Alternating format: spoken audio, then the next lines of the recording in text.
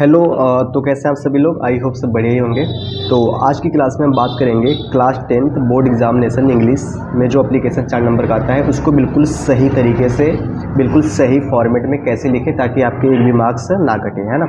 तो यहाँ पे मैंने क्वेश्चन लिया है ना, एप्लीकेशन फॉर इलनेस, यानी कि जब आपकी तबीयत ख़राब हो। ठीक है, इस एप्लीकेशन को पिछले कई सालों में कई तरीके से पूछा गया है। यहाँ पे मैंने लिखा है कि किस किस तरह से पूछा गया है ताकि आपको बेहतर ढंग से बातें मैं समझा पाऊँ। तो पहले क्वेश्चन को पढ़ते हैं, फिर देखते हैं कि एप्लीकेशन को लिखने का जो सही तरीका होता है वो क्या होता है। तो यहाँ पे लिखा गया है कि write an application to the principal of your college requesting him to grant you leave of absence for 3 days on account of your illness. On account of your illness का मतलब होता है कि बीमारी के कारण, है ना। अपने प्रधानाचार्य को एक पत्र लिखिए, है ना। Leave of absence for 3 days, यानी कि आपको 3 दिनों की छुट्टी चाहिए। ये बात पूछी गई थी 2019 में। फिर इसी क्वेश्चन को चेंज करके कैसे पूछा गया कि write an application to the principal of your college to grant you leave for a week as you have been suffering from typhoid या फीवर। मतलब कि आपकी तबीयत टाइफाइड या फीवर यानी बुखार या टाइफाइड से आपकी तबीयत खराब है, उसके लिए आप 1 हफ्ते की छुट्टी के लिए अपने प्रधानाचार्य को एक पत्र लिखिए। तो बात तो वही सेम ही है, चाहे बीमारी के लिए, चाहे आपको वह बीमारी ही दे दिया है कि आपकी जो तबीयत खराब है वो है टाइफाइड या फीवर की वजह से, सेम बात है। या इसी प्रश्न को 2017 में कैसे पूछा गया था कि write an application to the principal of your college requesting him to grant you leave of for 5 days showing genuine reason. Genuine reason का मतलब होता है वास्तविक कारण, यानी कोई ऐसा कारण दीजिए जो जेन्युइन हो, है ना। ऐसे मत कह दीजिए कि आप दिन भर गांव में टहल रहे हैं और कह दीजिए कि मेरी तबीयत खराब है, उसके लिए आपने प्रार्थना पत्र लिख दिया।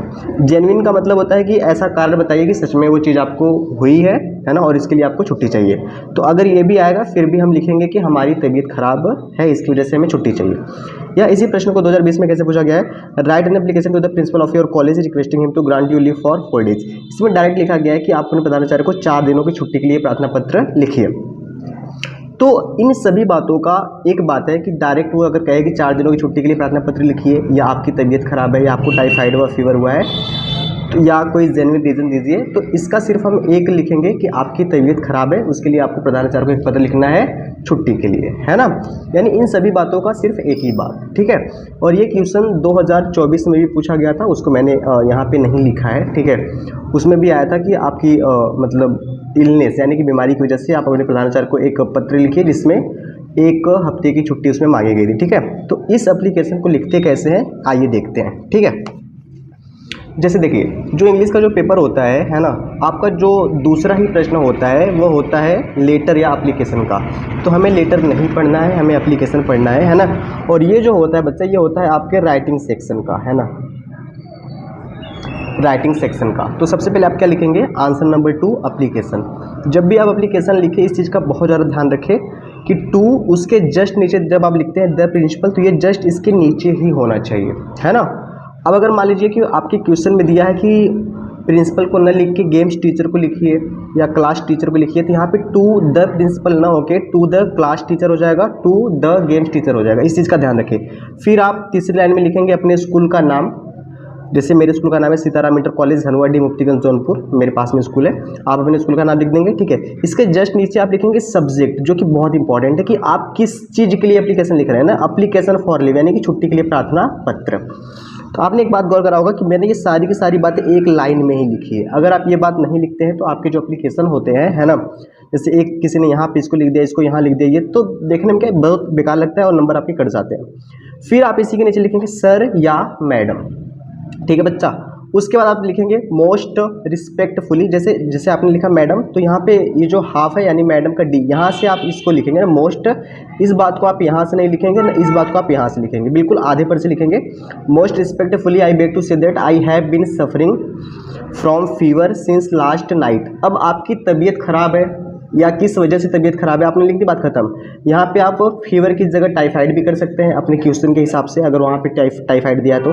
Most respectfully I beg to say that I have been suffering from fever since last night, मतलब कि मोस्ट रिस्पेक्टफुली, बहुत आदर के साथ, बहुत सम्मानपूर्वक, I beg to say that, मैं आपसे कहना चाहता हूँ या कहना चाहती हूँ, दैट की I have been suffering from fever, कि बुखार की वजह से मेरी तबीयत खराब है, सिंस लास्ट नाइट यानी पिछली रात से। So I am unable to attend the college, इसलिए मैं स्कूल या कॉलेज आने में असमर्थ हूँ। देयरफॉर, यहाँ पे आपने रीज़न बताया है ना, रीज़न कि आप का रीज़न क्या है, यानी आप एप्लीकेशन क्यों लिख रहे हैं। तो आप एप्लीकेशन इसलिए लिख रहे हैं कि आपकी पिछली रात से तबीयत सही नहीं है और आप स्कूल नहीं आ सकते। तो आप क्या चाहते हैं, इस बात को सेकेंड पैराग्राफ में लिखते हैं कि therefore I request you to, इसलिए मैं आपसे विनती करता हूँ कि grant me leave of absence, है ना, ये लाइन बहुत ध्यान देना, ठीक है। लीव ऑफ एब्सेंस यानी कि लीव ऑफ एब्सेंस यानी कि अनुपस्थिति की छुट्टी के लिए, है ना। I request you to grant me leave of absence for 5 days, 4 days, 3 days, 1 week. ये चीज़ चेंजेबल है, यानी कि आपके कॉपी, आपके जो क्वेश्चन जो होगा उसमें जो लिखा होगा आपको वो करना है। अगर 5 दिन की छुट्टी के लिए चाहिए तो ये लिखना, 4 दिन के लिए चाहिए तो ये लिखना, 3 दिन के लिए चाहिए तो ये लिखना, 1 हफ्ते के लिए चाहिए तो इनमें से कोई एक ही लिखना है। Therefore I request you to grant me leave of absence यानी कि छुट्टी के लिए कितने दिन के लिए, फॉर 5 डेज, 4 डेज, 3 डेज या 1 वीक। उसके बाद आपको लिखना I shall be highly oblige to you, मतलब कि मैं शैल बी हाईली ओब्लाइज, मैं आपका सदैव आभारी रहूँगा। फिर इस लाइन को आपको बिल्कुल छोड़ देना है। फिर आपको नीचे लिखना है थैंकिंग यू, मतलब धन्यवाद देते हुए, योर ओबीडियंटली, आपका आज्ञाकारी शिष्य या शिष्या, नेम XYZ, ध्यान रखना कि नाम आपको नहीं लिखना है, XYZ लिखना है, क्लास 10th और डेट आपको बिल्कुल इस क्लास 10 जहाँ पे आपने लिखा है बिल्कुल इसके सीधे लिख देना है ना। जैसे मान लेते हैं कि, और डेट उस दिन का लिखना है जिस दिन एप्लीकेशन को आप लिख रहे हैं। जैसे कि मान लेते हैं आप 27 तारीख को लिख रहे हैं, लिखेंगे 27 फरवरी 2025, या जिस दिन आप एग्ज़ाम दे रहे हैं उसी डेट को आपको लिखना है। इस चीज़ का ध्यान रखें, ठीक है। और आपका एप्लीकेशन और अच्छा तब लगेगा जब आप क्या करेंगे कि साइड में एक कम से कम 1 इंची इतना जगह छोड़ के आप यहाँ पे 2 लाइनें खींचेंगे और यहाँ पे थोड़ा सा एक साइड में खींचेंगे। क्या होगा, इससे जो आपका एप्लीकेशन है ना उसका जो लुक है वो देखने में काफ़ी ब्यूटीफुल, बहुत काफ़ी प्यारा लगता है। इससे आपके नंबर नहीं कटेंगे और आपको पूरे के पूरे 4 नंबर मिल जाएंगे, ठीक है। आई होप आपको समझ में आया होगा, ठीक है। तो इसी तरह के, है ना, वीडियो में, है ना, मिलते हैं नेक्स्ट वीडियो में। तब तक के लिए धन्यवाद, ओके, बाय और बाय।